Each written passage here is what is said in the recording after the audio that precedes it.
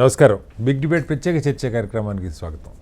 తెలంగాణలో ముఖ్యంగా కాళేశ్వరం ప్రాజెక్టులో పనిచేసిన ముగ్గురు అత్యున్నత స్థాయి ఇంజనీరింగ్ చీఫ్ జనరల్గా పనిచేసినటువంటి మురళీధరరావు గారు, అలాగే ఇంజనీరింగ్ చీఫ్గా పనిచేసినటువంటి హరిరామ్ గారు, ఈఈగా పనిచేసినటువంటి నూనె శ్రీధర్ గారిని ఏసీబీ దఫాలుగా అరెస్ట్ చేస్తున్నది. వాళ్ళ ఆస్తుల వివరాలు చూస్తే కళ్ళు తిరిగే లేదంటే కళ్ళు బైర్లు గమ్మే స్థాయిలో 10 ఎకరాల వ్యవసాయ భూమి, అలాగే ఫామ్ హౌస్లు, రిసార్ట్లు, లేకపోతే 10 కొద్ది ఫ్లాట్లు, కమర్షియల్ ప్లేస్లు, కమర్షియల్ కాంప్లెక్స్లు, ఖరీదైన కార్లు, ఇలా ఒకటని చెప్పుకోండి బ్యాంకుల్లో ఫిక్స్డ్ డిపాజిట్లు, కోట్ల కొద్ది రూపాయలు ఖరీదు చేసే బంగారం లాకర్లు ఇవన్నీ బయటపడుతున్నాయి. ముగ్గురు ఆస్తులు కలిపి సుమారు దాదాపు 1000 కోట్ల దాకా ఉండే అవకాశం ఉందని చెప్తున్నారు. నిజంగా ఈ అవినీతి ఈ ఒక్క ప్రాజెక్టుకే పరిమితం అవుతున్నదా? అసలు ప్రభుత్వ ఉద్యోగులు ఏ స్థాయిలో అవినీతికి పాల్పడుతున్నారు? రాజకీయ నాయకులు మించి జరుగుతున్న అవినీతికి పరిష్కారాలు ఏంటి అన్న దాని మీద వాళ్ళు బిగ్ డిబేట్లో చర్చని చెప్పడం. చర్చలో మనతో డాక్టర్ లింగం యాదవ్ గారు, కాంగ్రెస్ పార్టీ అధికార ప్రతినిధి స్టూడియోలో ఉన్నారు. అలాగే గౌరీశంకర్ గారు, ప్రముఖ రాజకీయ సామాజిక విశ్లేషకులు, వారు కూడా మనతో జాయిన్ అవుతున్నారు. మనతో డాక్టర్ దత్తాత్రేయ గారు, బీఆర్ఎస్ పార్టీ నాయకులు కూడా లైవ్లో ఉన్నారు. మరి కాసేపట్లో తాడూరు శ్రీనివాస్ గారు, బీజేపీ నాయకులు కూడా మనతో జాయిన్ అవుతారు. ముందుగా గౌరీశంకర్ గారు నమస్తే. గౌరీశంకర్ గారు, నిన్న మొన్న పత్రికల్లో అంటే ఇది ఏప్రిల్లో ఈయన హరిరామ్ గారిని అరెస్ట్ చేశారు, తర్వాత మళ్ళీ జూన్లో నూనె శ్రీధర్ గారిని, మంగళవారం 2 రోజుల క్రితం ఈయన ఇంజనీరింగ్ చీఫ్ జనరల్గా చేసి రిటైర్ అయినటువంటి అధికారి. రిటైర్ అయిన తర్వాత 13 సంవత్సరాలు ఆయన ఉమ్మడి రాష్ట్రంలో రిటైర్ అయ్యారు సార్ ఇంజనీరింగ్ చీఫ్గా. అంటే వ్యక్తిగతంగా నేను ఏదో ఒక వ్యక్తి గురించి అని కాదు, అంటే ఇక్కడ సమస్య ఎందుకు అసలు వాళ్ళకి కొనసాగింపులు పదే వస్తున్నాయి. 13 సంవత్సరాలు ఒక అధికారి రిటైర్ అయిన తర్వాత ఏదైనా అర్జెన్సీ ఉండి ఆయన అవసరం ఉంటే ఒక 6 నెలల సంవత్సరం ఎక్స్టెన్షన్ ఇవ్వచ్చు, కానీ 13 సంవత్సరాలు ఎక్స్టెన్షన్ ఇచ్చుకుంటూ వచ్చారు. అది ఒక పక్కకు పెడితే అసలు వీళ్ళ ఏకంగా పవర్ ప్లాంట్లు, సోలార్ పవర్ ప్లాంట్లు, ఫామ్ హౌస్లు, అంటే అసలు ఏంటి ఇంత స్థాయిలో అవినీతి జరుగుతుంటే అసలు దేశంలో మనకి రాష్ట్రంలో ఏసీబీ ఉన్నట్ట, లేదా అవినీతి నిరోధక శాఖ పనిచేస్తున్నట్ట, లేకపోతే లోక్ అదాలత్ కానీ, లోకాయుక్త కానీ, లేకపోతే లోక్పాల్ కానీ బిల్లులు చాలా గొప్పగా మనం చెప్పుకున్నాం. ఏంటి అసలు అవి ఏమన్నా ఉన్నాయా? ఎలా దీన్ని నియంత్రించడం ఎట్లా? అసలు ఈ అవినీతి ఒక్క కాళేశ్వరంలోనే జరిగింది అనుకోవచ్చు, ఎందుకంటే 10 ఏళ్ళు కాళేశ్వరంలో పనిచేసి ఉండొచ్చు, అంతకుముందు వేరే ప్రాజెక్టులో వేరే చోట కీలకమైన స్థానాల్లో ఉన్న వాళ్ళు ఏ స్థాయిలో అవినీతికి పాల్పడుతున్నారు అనుకోవచ్చు గౌరీశంకర్ గారు. ఈ ఒక్క department corruption has become institutionalize అయిపోయింది. Almost it has spread to all the departments, all the wings. మనం ఈవెన్ మనకి జ్యుడిషియరీ కూడా దాని జ్యుడిషియరీ కూడా వచ్చేసింది. బయటపడింది. నేను 1978 లో డెక్కన్ క్రానికల్ జాయిన్ అయినప్పుడు డిపార్ట్మెంట్స్ లో ఎట్లా ఉండేది అని అంటే, ఇక్కడ పని చేసుకుంటే సార్ ఏమన్నా చూసి ఇవ్వండి, సార్ ఏమన్నా బక్షిష్యం అని ఇవ్వండి అని అనేవాడు. బక్షిష్యం అని ఛాయ్ పానీ కోసం అడుగుతుంది. అదే విన్నాము. పాలిటీషియన్స్ కూడా జనరల్ గా ఏంటి అని అంటే, వాడు ఇంట్లో నుంచి డబ్బులు ఖర్చు పెట్టి వాళ్ళు ఎలక్షన్ తో నిలబడే వాళ్ళు పనిచేసేవాళ్ళు. సోషల్ సర్వీస్ ఉండేది, మోడీ సోషల్ సర్వీస్ ఉండేది. Over a period of time public లోకి కూడా డిమాండ్ వస్తుంది, నాకేంటి నీకు ఓటేస్తే నాకేంటి అన్న ఒక పర్సనలైజ్డ్ డిమాండ్స్ అయిపోయినాయి. అట్ ద సేమ్ టైం వీళ్ళు కూడా ఏమన్నట్టే, ఈ ఎలక్షన్ గెలవాలంటే ఇప్పుడు ఇన్ని కోట్లు దగ్గర పెట్టుకోవాలి, కాస్ట్ ఆఫ్ ఎలక్షన్స్ పెరుగుతా ఉన్నాయి, దాంట్లో మనకి డబ్బులు రావాలంటే సోర్సెస్ ఏముంటాయి. ఇప్పుడు మెయిన్ మనకి డిపార్ట్మెంట్స్ వర్క్ అవి ఉంటుండే, ఈ ప్రాజెక్ట్స్ చేసిండే అంటే ఒకప్పుడు ఏముందంటే బ్యూరోక్రసీలో జనరల్లీ వాళ్ళ పోస్టింగ్స్ కోసం ఫేవరబుల్ పోస్టింగ్స్ వస్తుంది, కీ పోస్టింగ్స్ వస్తుంది అని అంతేవరకే ఉండేది. బట్ రాను కూడా వాళ్ళకి దాంట్లో కూడా ఆశలు పెరిగేసి మన సిగ్నేచర్ తోటి డబ్బులు సంపాదిస్తున్నాడు, మనం ఎందుకు డబ్బులు అడగొద్దు అన్నట్టు వచ్చినట్టు కొన్ని కేసెస్ లో హార్డ్ నేను విన్నాను కొన్ని కేసెస్ లో. సో వాళ్ళు కూడా ఏంటంటే why not we take our share అట్లా అన్నట్టు పాలిటిషియన్ కూడా వాళ్ళకి కొంతమంది ఆఫీసర్లను కరప్ట్ చేసి పడేశారు. So it has become totally institutionalize అయిపోయింది. ఇప్పుడు కరప్షన్ ఎంత వరకు వచ్చింది అనుకోంటే, and it is no more ఒక చెడ్డ పన్నానో లేదా అంటే ఇది ఒక మంచి పని కాదు ఇది అది లేకుండా పోయింది. Even families are accepting it. Families కూడా ఎట్లయిపోయినాయంటే, నా భర్త సంపాదించి, నా భర్త ఒక మర్సిడీస్ కారు, మంచి బిల్డింగ్ కొనకపోతే వాడు బేకార్ కాడు, హస్బెండ్ భర్త కూడా వేస్ట్ అన్నట్టు పిల్లలు కూడా ఒక రెస్పెక్ట్ ఇచ్చే పరిస్థితి లేకుండా పోయింది. Okay. They have no corruption have become part of life అయిపోయింది. ఓకే. అండ్ ఇది తప్పు అనిపిస్తలేదు పిల్లలకు కూడా. ఎట్టి పరిస్థితిలో డబ్బులు సంపాదించాలి, సోషల్ స్టేటస్ పెంచాలి. పక్క వాడికి వాడి కార్ ఉంది, కొత్త కార్ కొన్నాడు, కొత్త బిల్డింగ్ ఉంది, నువ్వు ఎందుకు కొనవు? I know some of the officers very honest, very honest officers. నాకు తెలిసిన మా రిలేటివ్ లో కూడా ఉండేది. అతనైతే ఎవ్రీ 4-5 months కి ట్రాన్స్ఫర్ ఉండేది. ఒక విజిలెన్స్ లో ఉండే అతను ఆఫీసర్. అతను హైలీ డిసిప్లిన్ మ్యాన్. తను రెడీ ఉంటుండే ఏమనంటే గౌరీ నేను రెడీ ఉన్నా సూట్ కేసు ఉంటే నేను ఎప్పుడు ట్రాన్స్ఫర్ చేసినా వెళ్ళిపోతాను అన్నట్టు. So over the period of time families లో కూడా నా మొగడి తప్పు చేసాడు. ఇప్పుడు లేటెస్ట్ గా ఒక కేసు చూడండి మీరు. ఒక భర్తనే ఒక లేడీ ఆఫీసర్ ని పట్టించాడు. భార్య భర్తలు ఏదో గొడవ అయింది, వైఫ్ బాగా డబ్బులు సంపాదించి రీసెంట్లీ జస్ట్ ఒక 1 month బ్యాక్ కేసు అయింది అది. So that's husband itself lodge a complaint with ACB. ఇంకా భార్య బాగా కరెక్ట్ అంటే దాంట్లో విభేదాలు ఏదో వచ్చినట్టునే ఆ భార్యను పట్టించాడు. అయితే ఇంకా లేటెస్ట్ చూసాం లాస్ట్ 1-2 years మనం చూసేది lot of women officers are also demanding very generally. మనకు ఆ ట్రెండ్ ఎప్పుడు చూడలేదు ఇంతకు ముందు లేడీస్ దాంట్లో. లేడీస్ ఇప్పుడు మర్డర్ చేసుడు అది వేరే కేసు, కానీ ఈ డబ్బులు సంపాదించేది మాత్రం ఈ కరప్షన్ ఇది అన్యూజువల్ గా ఉంది.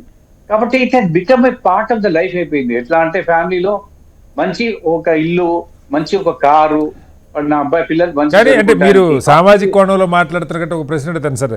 సంపాదించలేదని అడుగుతుండొచ్చు, కానీ ఇప్పుడు ఉదాహరణకి మనం మీరు మహిళల గురించి ప్రస్తావించారు కంటే శ్రీలక్ష్మి గారి కేసు చూస్తూ ఉన్నాం. చాలా టాపర్ ఐఏఎస్లు ఆవిడ. అలాగే వీళ్ళు కూడా ఇంజనీరింగ్ చీఫ్లు అయ్యారంటే చాలా హై లెవెల్ సర్వీస్ లో సెలెక్ట్ అయ్యారు. దొరికిన తర్వాత సమాజంలో అగౌరవంగా చుట్టుపక్కల వాళ్ళకి పేపర్లో ఫోటోలు వచ్చి చరిత్ర అంతా రాసి దోచుకున్నారు. దీనికేమి సిగ్గుపడే పరిస్థితి కూడా ఏమి లేదంటారు. కొన్ని రోజులు అనిపిస్తుంది వాళ్ళకు. ఎందుకంటే మీరు శ్రీలక్ష్మి గారు చెప్పిన కేసులో I know what was happening then. Rajasekhara Reddy government లోనే ఒక ఐఏఎస్ ఆఫీసర్, ఒక లేడీ ఐఏఎస్ ఆఫీసర్ ఉండేది. I knew her very much. She used to interact with me regularly. తను చెప్పింది ఒకసారి, గౌరీ నేను కొన్ని ఫైల్స్ చూశాను, భయంకరంగా ఉన్నాయి ఫైల్స్, ఆ సైన్ చేస్తే మాత్రం గ్యారంటీగా జైలు పోయేది గ్యారంటీ. అది జైలు పోయేది గ్యారంటీ, అంత భయంకర ఫైల్స్ ఉన్నాయి. అందుకే నేను రిక్వెస్ట్ చేసి నేను తప్పుకున్నాను. లేడీ ఆఫీసర్ ట్రాన్స్ఫర్ చేయించుకుంది. తను ఒక కీ పోస్ట్ లో ఉండే వెళ్ళేసి తను ఎక్కడ ఎండోమెంట్స్ లో దేంట్లో వెళ్ళిపోయింది ఆవిడ. తను చెప్పినప్పుడు ఈ ఫైల్స్ తర్వాత కూడా మనకు వచ్చిన కేసు సింపుల్ థింగ్ అన్న. నీకు ఒక ఐఏఎస్ ఆఫీసర్ జీతం ఎంత, ఒక ఐపీఎస్ ఆఫీసర్ జీతం ఎంత?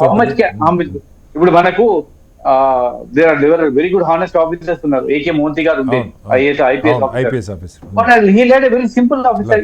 There lot of IA officers ఉన్నారు, చాలా సింపుల్ గా లీడ్ చేసిన లైఫ్, రిటైర్ అయినారు, పెన్షన్ మీద బతికే వాళ్ళు కూడా ఉన్నారు. అందరు కరెక్ట్. కానీ దాంట్లో కొంతమంది ఎట్లా ఉన్నారంటే because of the social status, ఆ పక్క వాళ్ళని చూసుకొని వాడికి బిల్డింగ్ ఉంది లేకుంటే వాళ్ళ. నాకు ఒక ఐఏఎస్ ఆఫీసర్ చెప్పాడు, మాకు ఈ IAS officer the family get togethers అన్నా కూడా భయం అవుతుంది గౌరీ వైఫ్ ని తీసుకుపోతానికి అన్న. ఎందుకు సార్ అన్న అంటే ఏం లేదు అక్కడ కంపారిజన్ నడుస్తుంది. డైమండ్ నెక్లెస్ కొన్నా అంటది, లేకుంటే నేను మన హాలిడే స్విట్జర్లాండ్ పోయేసి వచ్చినా అని చెప్తుంది. రేపు పొద్దున ఇంటికి రాగానే నా భార్య అడుగుతుంది, ఈ గొడవలు అవుతాయి, ఇవన్నీ తలకా నొప్పేదానికి అక్కడ బీటికి పోవాలని భయం అవుతుంది అని. So this kind of inferiority complex కూడా డెవలప్ అవుతుంది unless until you make money. నిజాయితీగా ఉన్నారు అన్నట్టే వాడు నిజాయితీగా ఉన్నారంటే వాడు యూజ్లెస్ ఫెలో అన్నట్టు వస్తుంది.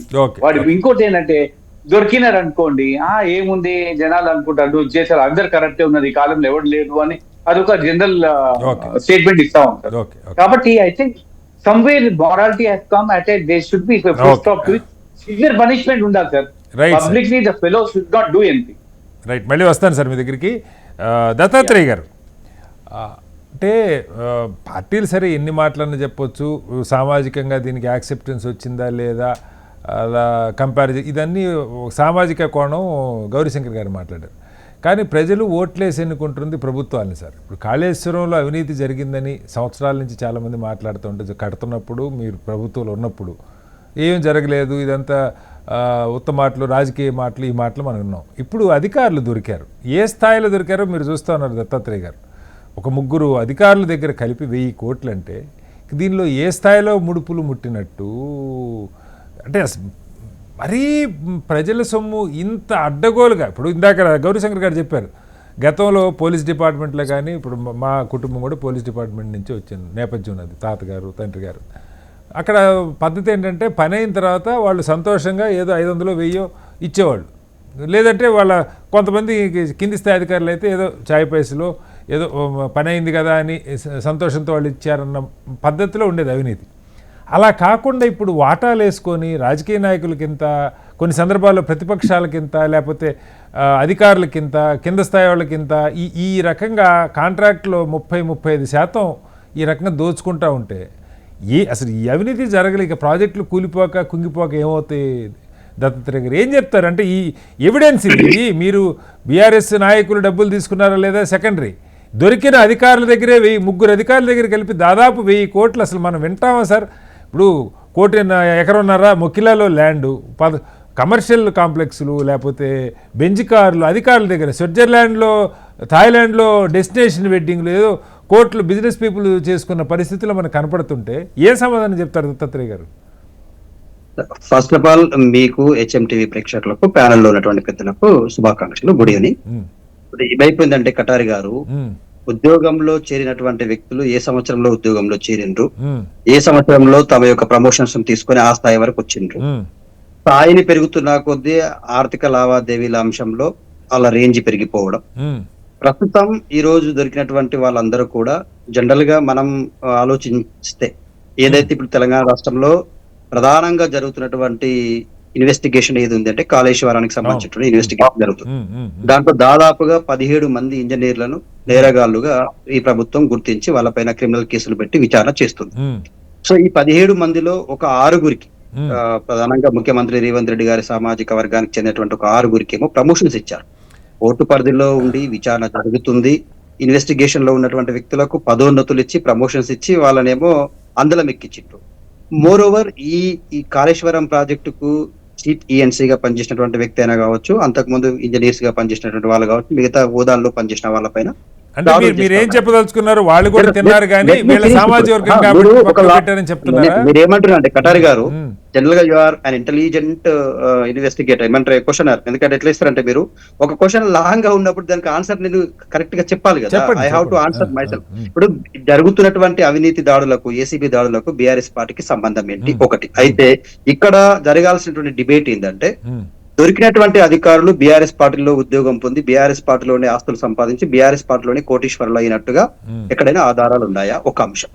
వాళ్ళు ఎప్పుడో ఉద్యోగాలు సంపాదించుకోవడం, వాళ్ళ వ్యవహార శైలి ఆర్థిక నేరగాలుగా మారారా? ఎందుకు మిమ్మల్ని అడుగుతున్నా కాదు సార్, మీరు బీఆర్ఎస్ కి సంబంధం ఉందని అడుగుతున్నారంటే ఈ 3 కాళేశ్వరం ప్రాజెక్టులో, మీరే చెప్పారు కాళేశ్వరం ప్రాజెక్టులో పనిచేసిన 17 మంది ఉద్యోగులు. ఈ ముగ్గురే కాదు కదా, బిగినింగ్ ఆఫ్ మై డిబేట్ లో, బిగినింగ్ ఆఫ్ మై టాక్స్ లో నేను చెప్పాను. నేను చెప్తున్నా నాట్ ఓన్లీ దీస్ 3 మెంబర్స్. ఈ ముగ్గురు అంటలేదు. కాదు దత్తాత్రేయ గారు, కొంచెం నా క్వశ్చన్ మరి సమాధానం చెప్తారా చెప్పరా మీ ఇష్టం. కానీ ఒక 17 మంది తెలంగాణ రాష్ట్రం ఏర్పడ్డ తర్వాత కట్టిన అతిపెద్ద ప్రాజెక్టులో పనిచేసిన అధికారులు, సరే దానిలో ఎందుకు 6గురిని ఎగ్జామ్ చేశారు, వాళ్ళకి ప్రమోషన్ ఇచ్చారు, లింగం యాదవ్ గారిని అడుగుదాం, నేను దానిలోకి వెళ్ళట్లా. కానీ అవినీతి ఈ స్థాయిలో జరిగినట్టు మనకి ఎవిడెంట్గా కనపడుతున్నప్పుడు వాళ్ళు ఎవరి కాలంలో రిక్రూట్ అయ్యారు? ఈయనకి 13 ఏళ్ళు ఎక్స్టెన్షన్ ఇచ్చారు మీ హయాంలో ఇంజనీరింగ్ చీఫ్గా. అంటే దీనికి బాధ్యత ఉండదా దత్తాత్రేయ గారు? డెఫినెట్ గా. ఇప్పుడు నేనేమంటున్నాను, investigation is under process. Kaleshwaram commission మీద దానికి సంబంధించినటువంటి నాణ్యత పైన ఇన్వెస్టిగేషన్ జరుగుతా ఉంది. కాళేశ్వరం ప్రాజెక్ట్ లో పీసీ ఘోష్ కమిషన్ అనేటువంటిది అవినీతి మీద ఇన్వెస్టిగేషన్ చేస్తున్నటువంటి కమిషన్ కాదు. అది ఆ ప్రాజెక్ట్ యొక్క నాణ్యత పైన ఇన్వెస్టిగేషన్ చేస్తున్నటువంటి ప్రాజెక్ట్. అది కేంద్ర ప్రభుత్వం ఆధీనంలో ఉన్నటువంటి సిడబ్ల్యూసీ కావచ్చు, లేకపోతే జలశక్తి శాఖ కావచ్చు, ఈ రాష్ట్ర ప్రభుత్వం స్పెషల్ ఇంట్రెస్ట్ తో వేసినటువంటి కమిషన్ అది. సో అది నాణ్యత పైన చేస్తుందా, లేకపోతే దాంట్లో జరిగిన అవినీతి కోణాలను కూడా బయట పెడుతుందా, అదొక ఒకవైపు. సో నేనేమంటున్నానంటే, అధికారులు ఇప్పుడు నేచర్ ఆఫ్ డ్యూటీ, వాళ్ళ నేచర్ ఆఫ్ ఆటిట్యూడ్ అనేటువంటిది ఈ రోజు కాళేశ్వరం ప్రాజెక్టు కట్టడంతో ప్రారంభమైంది అనేది మాత్రం సమంజసం కాదు. ఎందుకంటా ఉన్నామంటే, ఒక అవినీతికి పాల్పడాలనుకునేటువంటి అధికారి ఇందులోనే పనిచేస్తే అవినీతికి పాల్పడతా అన్నదంటూ ఏముండదు. ఏ శాఖలో ఉన్నా, ఏ డిపార్ట్మెంట్ లో ఉన్నా కూడా ఆయన మంచి behavior మంచి అట్లాగే జోక్ ఉంటుంది. ఒకటి అయితే ఉంది, మీకు తెలుసో లేదో నాకు తెలియదు కానీ ఇలాగే ఒక అవినీతికి పాల్పడుతున్న అధికారిని సముద్రం ఒడ్డును కూర్చోబెట్టారంట. ఎక్కడ కూర్చోబెట్టి అవినీతి చేస్తున్నాడు, నువ్వు ఏం పని చేయదు బాబు, అలా లెక్క పెట్టు చాలని చెప్పి కూర్చోబెట్టారంట.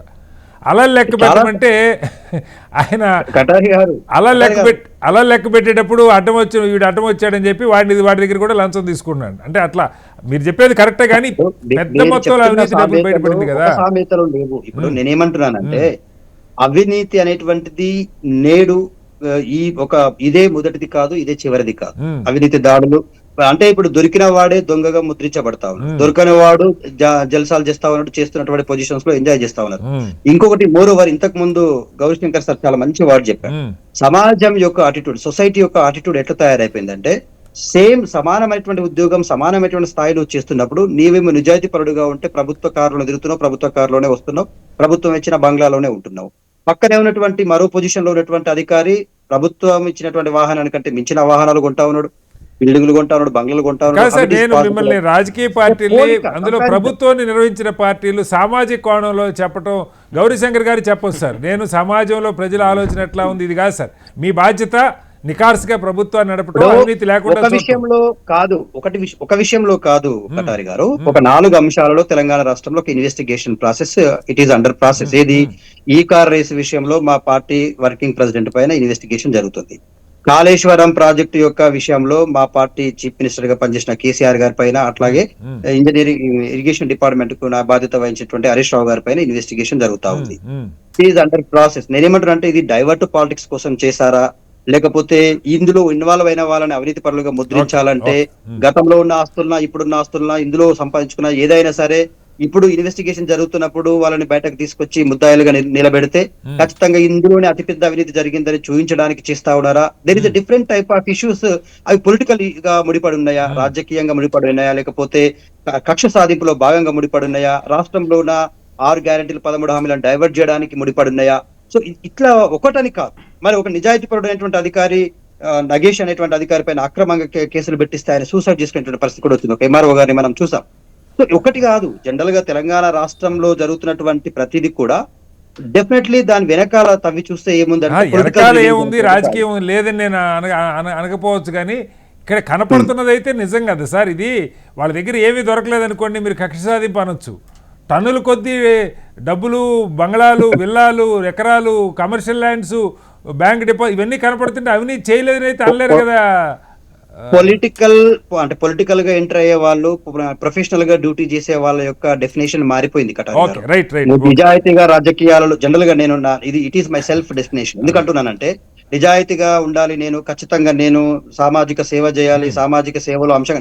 కార్పొరేట్ పాలిటిక్స్ ఎంటర్ అయిన తర్వాత సామాన్య పౌరుడి మీ దగ్గర 2 అంశాలు ముడిపడున్నాయి. ఒకటి money makes many things, number 2 caste takes key position. So ఈ కులమైన ఉండాలి, లేకపోతే ధనమైన ఉండాలి. స్థాయిలోకి వెళ్ళిపోయింది. నా చర్చ ఫిలాసఫీ మీద కాదు సార్, మన పాయింట్స్ లోకి వద్దాం.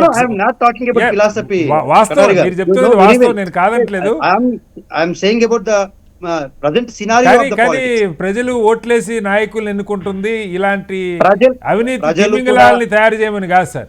అవినీతి తిమింగలాల్ని పీచమనచడానికి ప్రభుత్వాలు ఎన్నుకుంటున్నారు. అది వాస్తవం. ప్రజలు ఎప్పుడు కూడా ప్రభుత్వాలు పనిచేసిన ప్రభుత్వాలను ఎన్నుకోవాలనుకుంటారు, మంచి చేసే ప్రభుత్వాలను ఎన్నుకోవాలనుకుంటారు.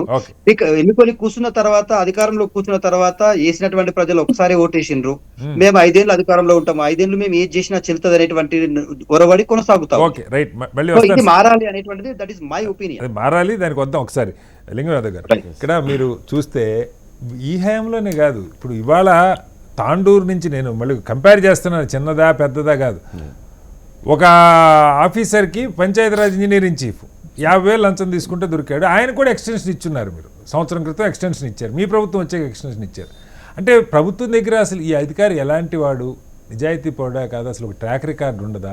సరే, దీనిలో కాళేశ్వరంలో 1000 కోట్ల అవినీతి జరిగి ఉండొచ్చు, మీరు అధికారులు పట్టుకుంటుండే తప్పు కాదు, నేను దాని మీద చర్యలు తీసుకోండి. వారు కూడా అడిగారు, కొంతమందిని ముందు లిస్ట్ చేసిన వాళ్ళు 5-6 ఎగ్జామ్ చేశారు, వాళ్ళకి మాత్రం ప్రమోషన్లు ఇచ్చారని. దానికి ఏం చెప్తారో మీరు చెప్పండి. కానీ అధికారుల్ని అవినీతి పరులకు పాల్పడుతున్నాండి, ఉద్యోగంలోంచి మీరు తీసేస్తారా? ఏసీబీ రైడ్లు ఒక కంటిన్యూగా ఎందుకు జరగవు, కొద్ది మంది మీద ఎందుకు జరుగుతుంటాయి, ఇవన్నీ చాలా ప్రశ్నలు ఉంటాయి సార్. మీరు కొత్తగా ప్రభుత్వంలోకి వచ్చారు, ప్రజాప్రభుత్వం చెప్పుకుంటున్నారు, ఎలా దీన్ని అరికట్టడానికి ఏం చేస్తారు మీ హయాంలో? నిన్న కూడా నేను చెప్తున్నా, కనకరత్నం అని ఒక ఇంజనీరింగ్ పంచాయతీరాజ్ ఇంజనీరింగ్ చీఫ్ 50,000 లంచం తీసుకుంటా ఒక ఉద్యోగికి తాండూరు నుంచి వికారాబాద్కి మార్చడానికి 50,000 లంచం తీసుకుంటే దొరికాడు. ఆయనకు కూడా ఎక్స్టెన్షన్ ఇచ్చినారు మీరు రిటైర్ అయిన తర్వాత. ఏం చెప్తారు? గుడ్ ఈవినింగ్ అండి. ముందుగా మీకు హెచ్ఎంటీ ప్రేక్షకులకు అదేవిధంగా కోపాన్స్లందరికీ నమస్కారం. డెఫినెట్గా అంటే ఇవాళ కాంగ్రెస్ ప్రజాప్రభుత్వం గౌరవనీయ ముఖ్యమంత్రి రేవంత్ రెడ్డి గారి ఆధ్వర్యంలో అభివృద్ధి, సంక్షేమము, సామాజిక న్యాయంతో పాటు గత 10 ఏళ్లల్లా టీఆర్ఎస్, కేసీఆర్ పరిపాలనలో జరిగినటువంటి అవినీతి అక్రమాలన్నింటిని కూడా ఎంక్వైరీ చేస్తాం ఇవాళ. ఎందుకంటే ఈ ప్రజాప్రభుత్వం ప్రజలకు జవాబుదారీతనంగా ఉండాలనే ఉద్దేశంతో ఇవాళ కేసీఆర్ చేసినటువంటి అవినీతి ఒక్కొక్కటిగా బయటపడుతుంది. ఇవాళ ఆనాడు తెలంగాణ ఉద్యమం, ఆనాడు కాంగ్రెస్ పార్టీ తెలంగాణ ఏర్పాటు చేస్తే ఆనాడు ఉద్యమంలో అన్నది ట్యాగ్ లైన్ నీళ్లు, నిధులు, నియామకాలు. ఇవాళ నియామకాలు ఎవరికి వచ్చినాయో దాని గురించి ఇవాళ చర్చ పెట్టుకోదలుచుకోవాలి. ఎందుకంటే నియామకాలు కేసీఆర్ ఫ్యామిలీకి ఓడిపోతే ఎట్లు ఇచ్చారు, ఉద్యోగులు ఎన్ని వచ్చినాయి, అది మనందరికీ తెలిసిందే. అదేవిధంగా ఇవాళ నీళ్లు తెలంగాణ కానాడు ఉద్యమంలో కొట్లాడిందే నీళ్ళ కొడితే ఆ నీళ్ళు ఎట్లా ఆంధ్రకు దోచిపెట్టిరో ఇక్కడే మనం ఎన్నోసార్లు డిబేట్ చేసుకున్నాం.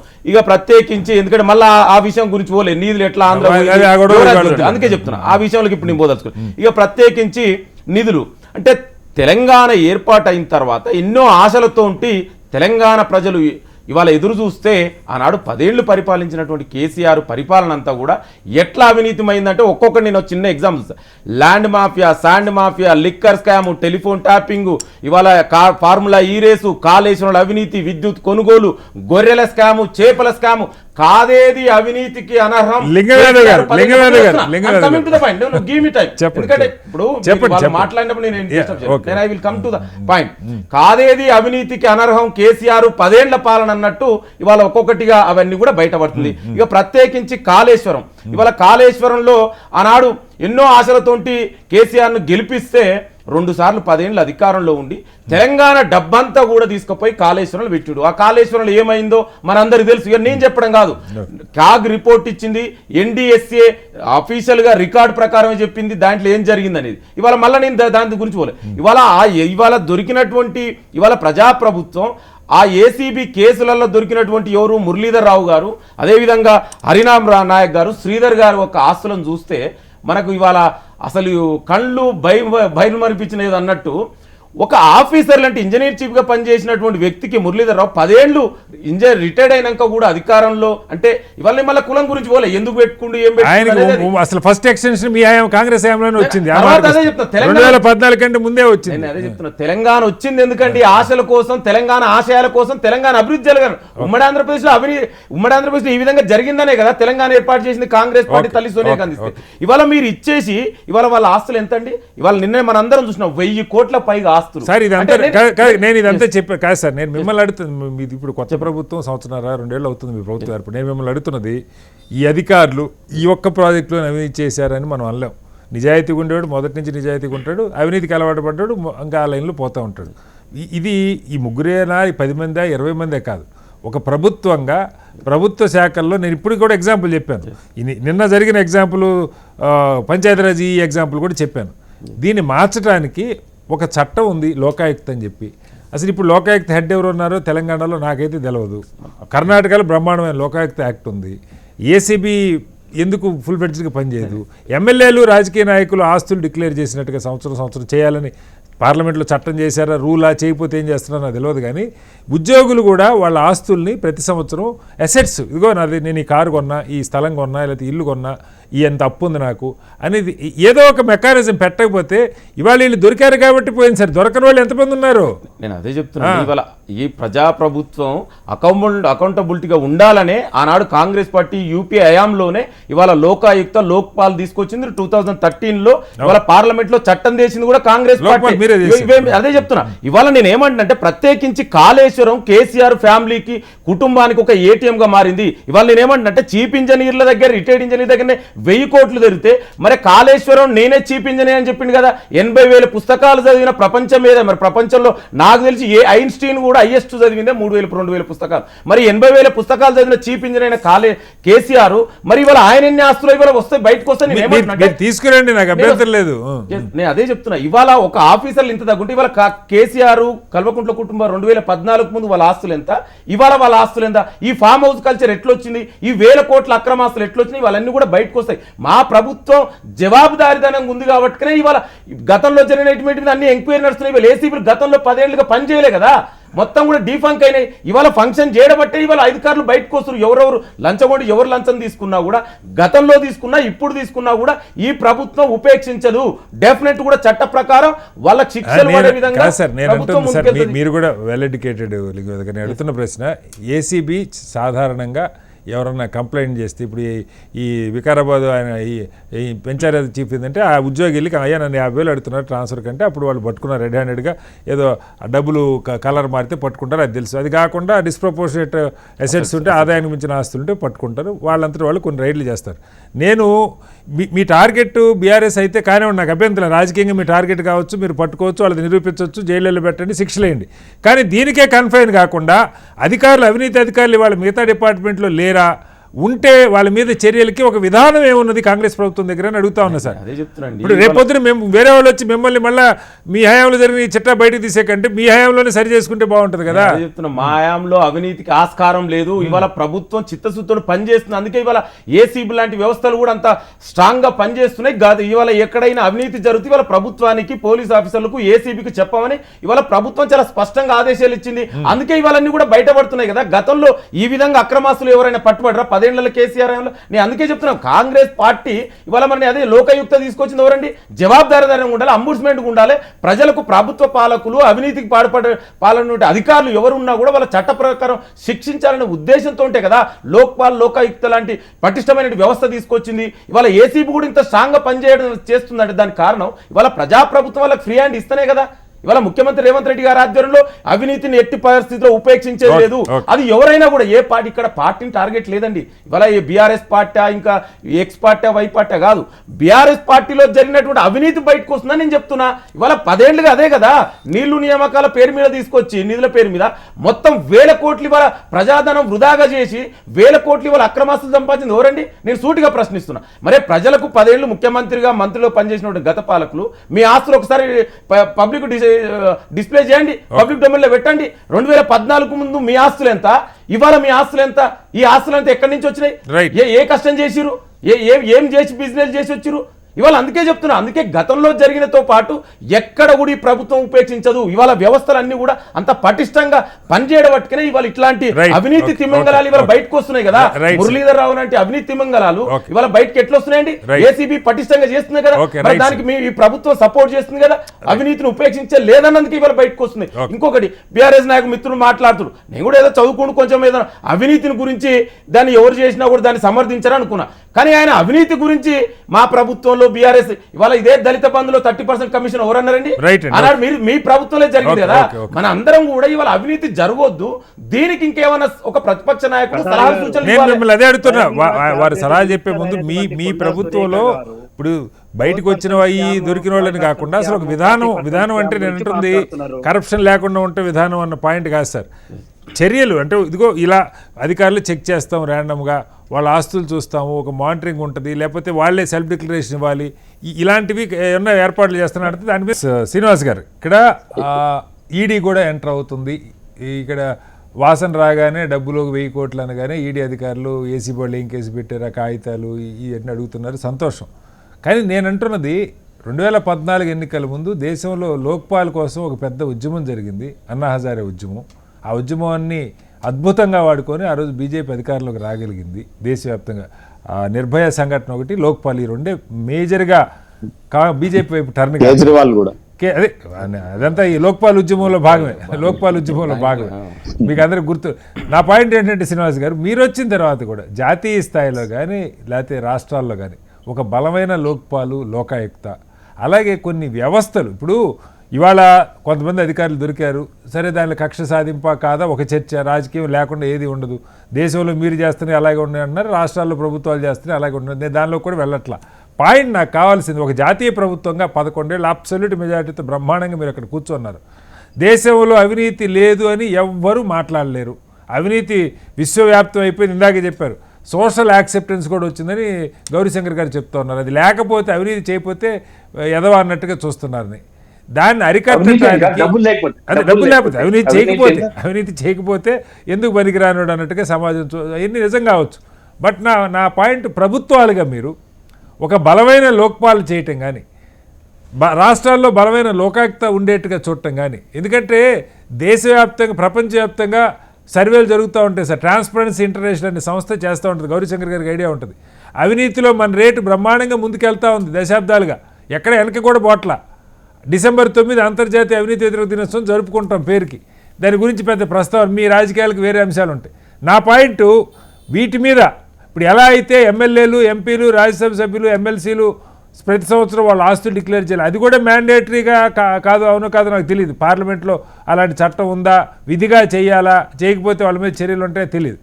ఉద్యోగులకు కూడా ఎవ్రీ ఇయర్ డిక్లేర్ చేస్తే ఆటోమేటిక్గా ఇప్పుడు ఈయన పట్టుకుంటే ఏసీబీ కేసుల్లో సక్సెస్ రేట్ ఎంత ఉంది, ఈడీ కేసుల్లో పట్టుకోగానే అయిపోయిందా, వాళ్ళు ఎన్నిసార్లు బయటికి తప్పించుకుపోతున్నారు, ఇవన్నీ లెక్కలు తీస్తే బయటకు వస్తాయి. తాడూరు గారు ఇవేమి ఇవాళ 2 రోజులు పేపర్ ఆడావే, తర్వాత మళ్ళీ వీళ్ళంతా బయటకు వెళ్తారు, ఆ డబ్బులన్నీ బయటకు వెళ్ళిపోతాయి. ఇవన్నీ తెలిసినాయి. బలమైన వ్యవస్థలు నిర్మించకుండా తమాషా చేస్తే ఉపయోగం ఉంది. నేను క్విట్ ప్రో అనేది గతంలో ఎక్కడో విన్నాను, కానీ ఇప్పుడు ఇక్కడ కొన్ని విరుద్ధమైనటువంటి పార్టీలలో కూడా జరుగుతా ఉన్నాయి నాయకుల మధ్యన. సరే, అది Lokpal and Lokayukta as an advocate కొంత అది విపులంగా మనం చర్చించాల్సినటువంటి అంశం శ్రీనివాసరావు గారు. అది చర్చిద్దాం మనం. కర్ణాటక లోక్పాల్లో ఏమైంది, లోకాయుక్తలో ఏమైంది, ఇవన్నీ కూడా దేశంలో ఎక్కడెక్కడ ఏ జడ్జెస్ ఏమైనా. ఇప్పుడు ఎన్నికల కమిషన్ అసెట్లు డిక్లరేషన్ ఉన్నది. మన ఎంపీ ఎమ్మెల్యేలకు కాంటెస్ట్ చేసేటప్పుడు ఎవ్రీ కాంటెస్ట్ అప్పుడు ఫైలింగ్ ఆఫ్ ది నామినేషన్ మనకు పీపుల్స్ పోటీ చేసేటప్పుడు డిక్లేర్ చేస్తారు. తర్వాత 5 ఏళ్లలోనే అవి ఎట్లా పెరుగుతా ఉన్నాయి గ్రాఫ్.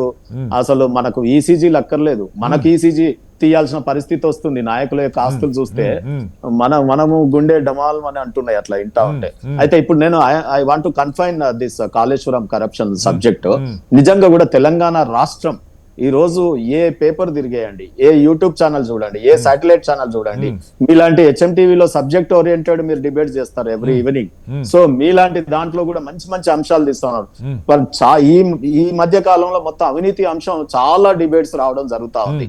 ఎందుకు తెలంగాణ రాష్ట్రం సిద్ధించిన తర్వాత ఒక రాష్ట్రంలో ఇన్ని డిపార్ట్మెంట్స్ లో ఇవి వస్తా ఉన్నాయో మీరు సిరీస్ చూడండి. ఒకప్పుడు మనం కాళేశ్వరం ప్రాజెక్ట్ ని లైఫ్ లైన్ ప్రాజెక్ట్ అన్నాం మన ప్రజలకి, ఆ రకంగా డిక్లేర్ చేసి ముందుకెళ్ళినాం. లైఫ్ లైన్ ఏమో గానీ ఇది పైప్ లైన్ ఫర్ కరప్షన్ అయిపోయింది. సో నేనేమంటున్నా అంటే ఇక్కడ ఒక డ్రిప్ ఇరిగేషన్ అనేది విన్నాం మనం. అంటే అక్కడక్కడ అవినీతి చేపలు అని పేపర్లో రిపోర్టర్లు రాస్తే నేను చిన్నప్పుడు చదివినప్పుడు అవినీతి చేపలేంది అనేది నాకు అర్థం కానికే టైం పట్టేది. సో ఈ రోజు అవినీతి తిమంగళాలని మీరు జర్నలిస్టులు రాయాల్సినటువంటి పరిస్థితి వస్తుంది. ఏది పట్టుకున్నా తిమింగళమే బయటకు వెళ్తా ఉంది.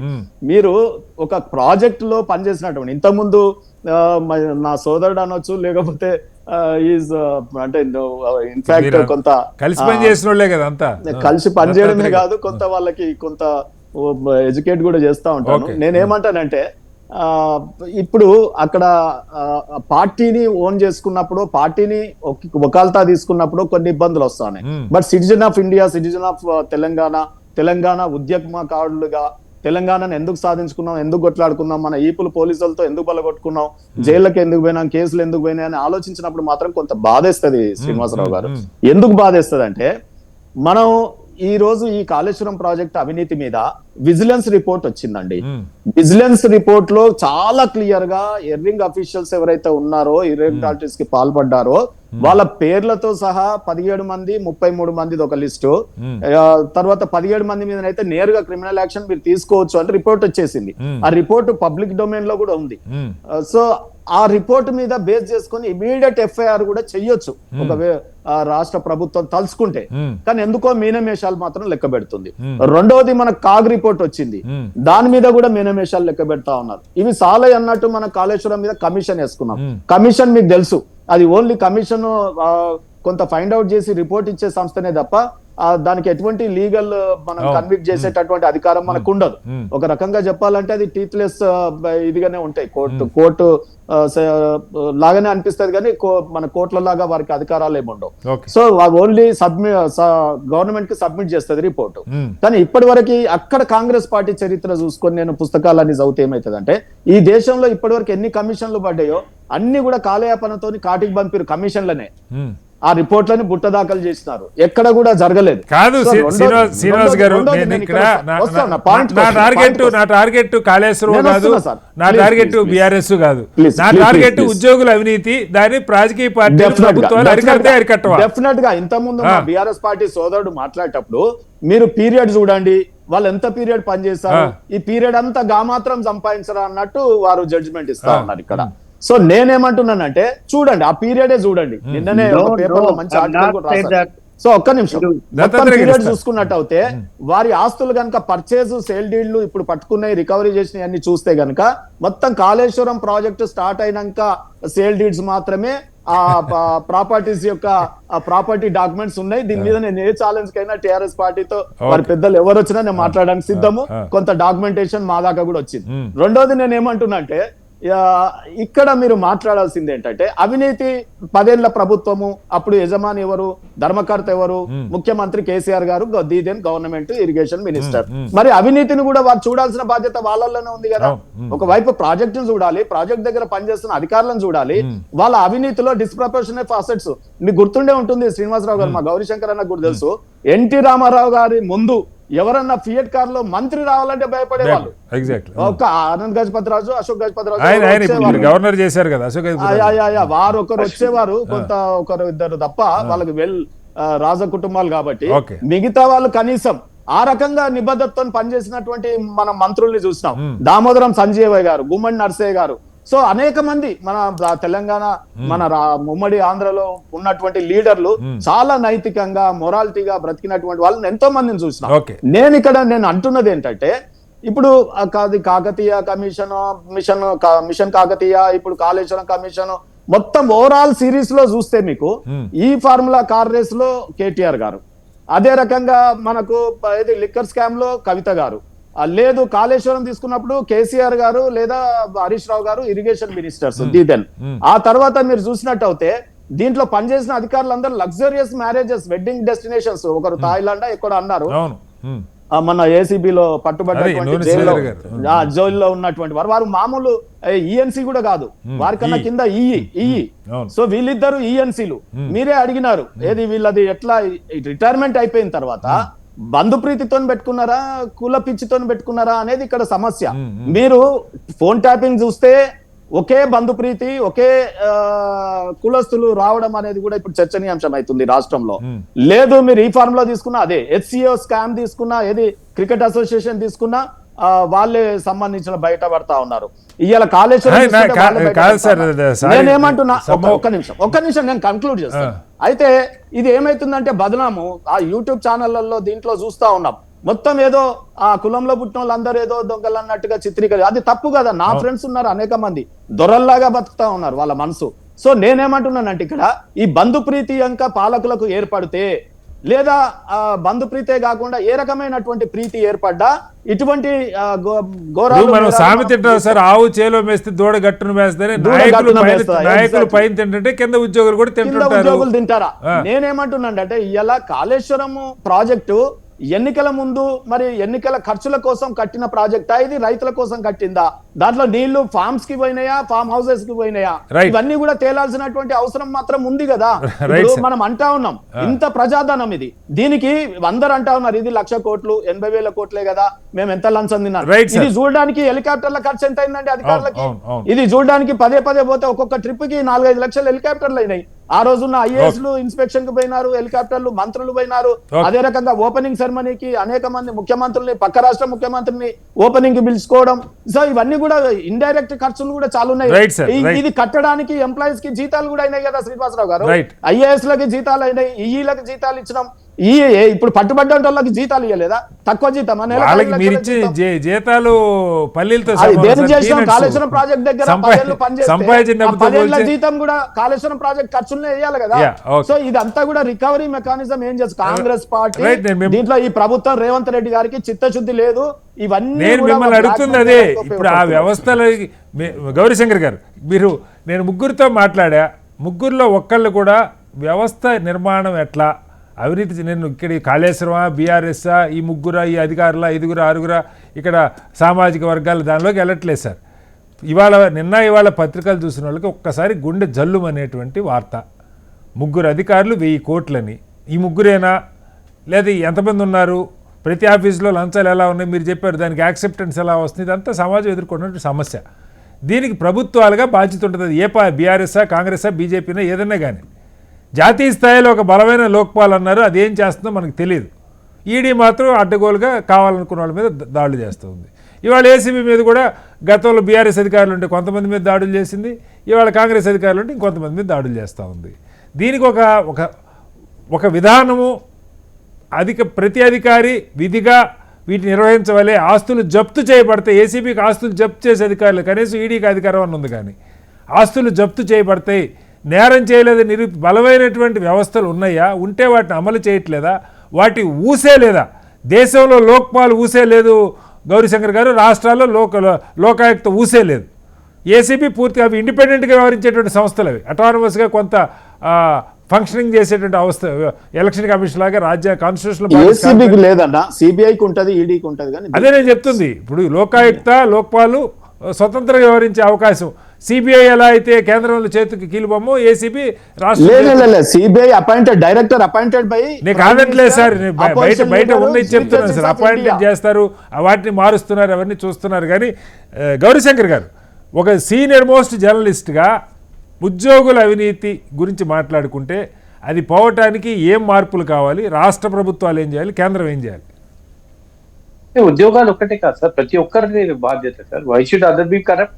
నేను కాదట్లేదు సార్. ఇప్పుడు ప్రజలు కరప్ట్ అని మనం అనలేదు సార్. ప్రజలు రాజకీయ నాయకులు ఉద్యోగులు కదా కరప్ట్ అయ్యేది.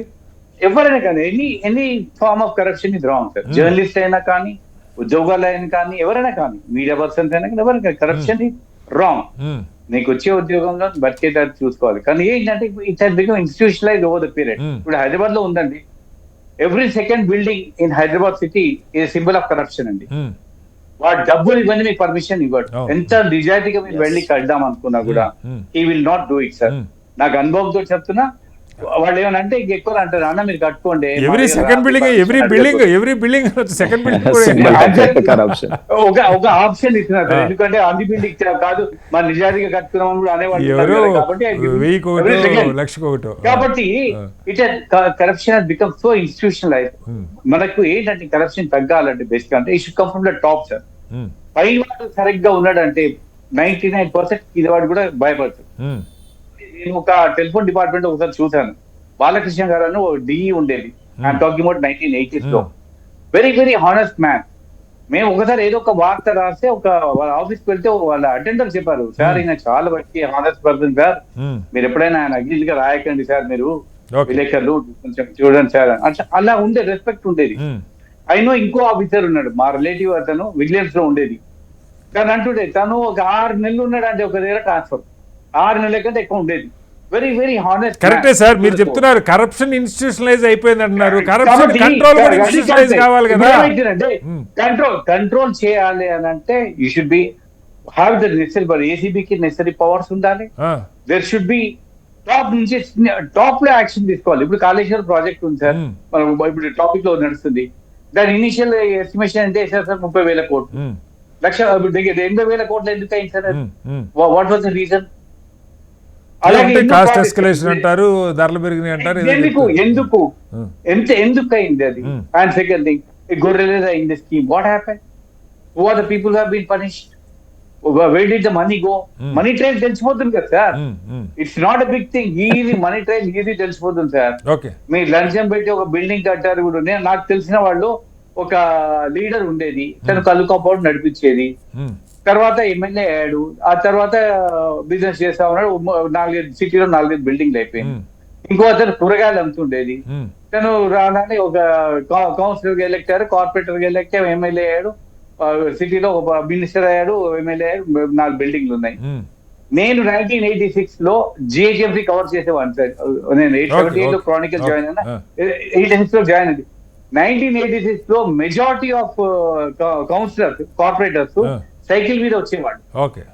3-4 దగ్గర స్కూటర్ ఉండేది, బస్ పాత. ఒక్కరో 2 దగ్గర కారు ఉండేది. మెజారిటీ వచ్చే వాళ్ళంతా స్కూటరో కారో సైకిల్. ఇప్పుడు చూడండి, ఇప్పుడు ఒక కార్పొరేటర్ దగ్గర ఇప్పుడు హైదరాబాద్ సిటీలో దానికి లేదు సార్. అది గౌరీశంకర్ గారు నేను మిమ్మల్ని మీరు సమస్య చెప్తున్నారు, ఎలా దాన్ని విస్తృతి చెప్తున్నారు, అది ఉన్నది వాస్తవం, మన అందరికీ తెలుసు. నేను పరిష్కారం గురించి చెప్తున్నా. ఈ రాష్ట్రంలో లోకాయుక్త పనిచేస్తున్నట్టు ఇప్పుడు ఇందాక మీరు చెప్పారు సార్, పైన ఇప్పుడు ఒక మంచి ముఖ్యమంత్రి ఉంటే ఆ 4 సంవత్సరాలు అధికారులు నిజాయితీగా ఉంటారు అనుకుందాం. లేదా ఒక శాఖలో ఒక మంచి మంత్రి నిజాయితీ, but that is also not permanent. Gauri Shankar గారు అది కూడా కాదు సార్, మనకు ఇన్స్టిట్యూషన్స్ కూడా అలాగే ఉండాలి. ఎగ్జాక్ట్లీ కరప్షన్ ఉన్నప్పుడు ఏసీబీ స్ట్రాంగ్ ఉండాలి, యాంటీ కరప్షన్ రిక్వైర్స్ ఉన్న వాళ్ళకి ఫంక్షన్స్ పవర్స్ ఉండాలి, వాటికి ఇమీడియట్లీ డిస్మిస్ చేసే పవర్ ఉండాలి. వాటి అరెస్ట్ అయిన తెల్లారే కోర్టుకు పోతున్నారు, రెడీ 10 మంది లాయర్లు రెడీ ఉన్నారు ఏసీబీ కేసులో హ్యాండిల్ చేసేసరికి. అది డ్రాగ్ ఆన్ చేసి 5-6 ఏళ్ళు. సార్ మీకు ఒక విషయం చెప్తే ఆశ్చర్యపోతారు గౌరీశంకర్ గారు. నా చర్చికే ఒకసారి ఒక రిటైర్డ్ ఉన్నతాధికారి వచ్చాడు ఇంత కట్ట ఫైల్స్ పట్టుకొని. ఆయన ఏంటంటే ఆయన డిబేట్ అయ్యాక నాకే చెప్పాడు, సార్ ఎవరన్నా ఏసీబీలో ఏసీబీ నన్ను అరెస్ట్ చేసింది, 20 ఏళ్ళు ఫైట్ అయింది, నేను బయటపడ్డా, బ్రహ్మాండంగా నాకు తెలుసు, ఎవరన్నా మీకు తెలిసిన వాళ్ళు ఏసీబీ పట్టుకుంటే నా దగ్గరికి రమ్మనండి, జీవితంలో వాళ్ళకి ఏమీ కాకుండా చూసే బాధ్యత నాది. 0.01% కూడా సక్సెస్ రేట్ లేదు ఏసీబీ పట్టుకున్న కేసుల్లో. Same thing applies to ED, same thing applies to CBI. అంటే ఇవి అరెస్టులు చూపిస్తూనే 4 రోజులు పేపర్ హడావిడి, రాజకీయంగా వాళ్ళ ప్రయోజనాలు నిలబడి తప్ప ఎవరికి శిక్షలు పడేట్లా ఆస్తులు చెప్తుగా. అంటే జనరల్ పవర్స్ ఏంటంటే ముఖ్యమంత్రి గారి దగ్గర ఉంది అని చెప్పేవాడు.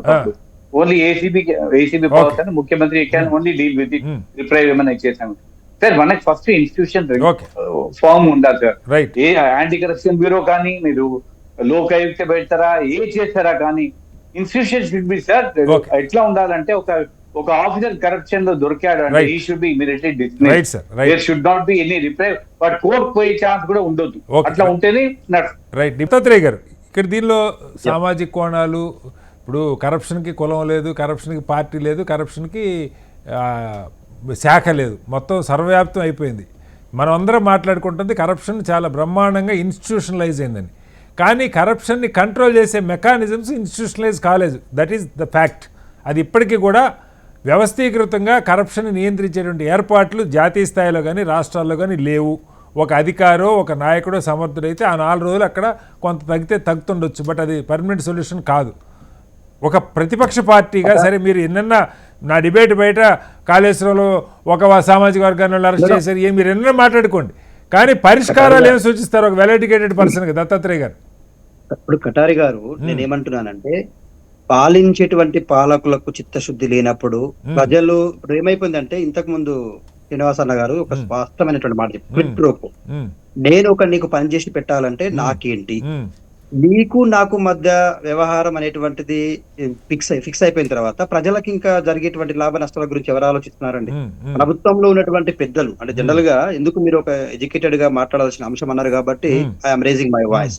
ఇప్పుడు ఈ అంశాలని ప్రస్తావించాల్సి వచ్చినప్పుడు ఒక పొలిటికల్ లీడర్ గా మనం మాట్లాడుతున్నటువంటి అంశాలకు శాంటిటీ అనేటువంటిది ఉండకుండా పోయింది. ఇప్పుడు ఎంత నిజాయితీగా మాట్లాడినా కూడా ఏదో ఒక పార్టీ, ఇప్పుడు కాంగ్రెస్ పార్టీ ఉంది ఈ దేశంలో, మొట్టమొదటిసారిగా స్వాతంత్రం వచ్చిన తర్వాత ఈ దేశానికి రాజకీయ వ్యవస్థను పరిచయం చేసిన కాంగ్రెస్ పార్టీ అనతి కాలంలోనే అవినీతి కుంభకోణంలో చిక్కుకుపోయింది కదా. ఇప్పుడు 2G స్కామ్ కావచ్చు, కామన్వెల్త్ కావచ్చు, బోఫోర్స్ కావచ్చు, తర్వాత నేషనల్ హెరాల్డ్ లాంటివి కావచ్చు, గుర్గాం భూ లావాదేవీలో రాబర్ట్ వాద్రా లాంటివి కావచ్చు, కర్ణాటకలో జరిగినటువంటి బీఆర్ పార్టీలో ఒక సొంత ఎమ్మెల్యేనే స్టేట్మెంట్ ఇచ్చాడు కదా, మా పార్టీలో పర్సెంటేజ్లు నడుస్తున్నాయి. ఇవాళ తెలంగాణ రాష్ట్రంలో కూడా కొండ సురేఖ లాంటి వాళ్ళు కొంతమంది మంత్రులు పనిచేసి పెడితే పర్సెంటేజ్లు తీసుకొని చేస్తారు, నేను అట్లా చేయలేదు అని చెప్పేసి బహిర్గతంగానే చెప్పేటువంటి పరిస్థితులు వచ్చినాయి. అంటే ఆదర్శ కుంభకోణం ఇవన్నీ. సో ఇంతకు ముందు బీజేపీ నాయకులైనటువంటి తాడూరి గారు కూడా అన్నారు. తాడూరి గారి పార్టీలో కూడా అవినీతి ఏం లేకుండా పోలేదండి.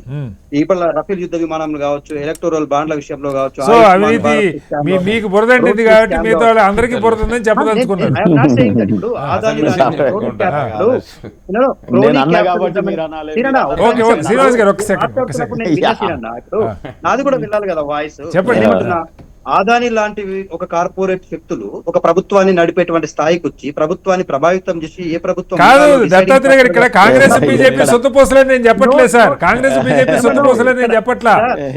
మీరు అడిగిన దానికి నేను సమాధానం చెప్పాలంటే ఒక ఫ్యూ ఎగ్జాంపుల్స్ మనకంటే ముందు గత ప్రభుత్వాలు నేనేమంటున్నా అంటే మాటలు చెప్పడము, ప్రభుత్వాలు అధికారంలోకి రావడానికి వచ్చినప్పుడు మాటలు చెప్పడం, ప్రభుత్వంలో ఉన్నప్పుడు ప్రగల్భాలు పలకడము, ప్రభుత్వం దిగిపోయిన తర్వాత అవినీతి మరకలు అంటించుకోవడము, ఈ అంశాల మీద మాట్లాడుతున్నప్పుడు ఒక్కొక్క అంశానికి ఒక్కొక్క విషయం, ఒక్కొక్క క్లారిటీ, ఒక్కొక్క ఏమంటారు ఎనాలిసిస్ అనేటువంటిది ఉంటుంది.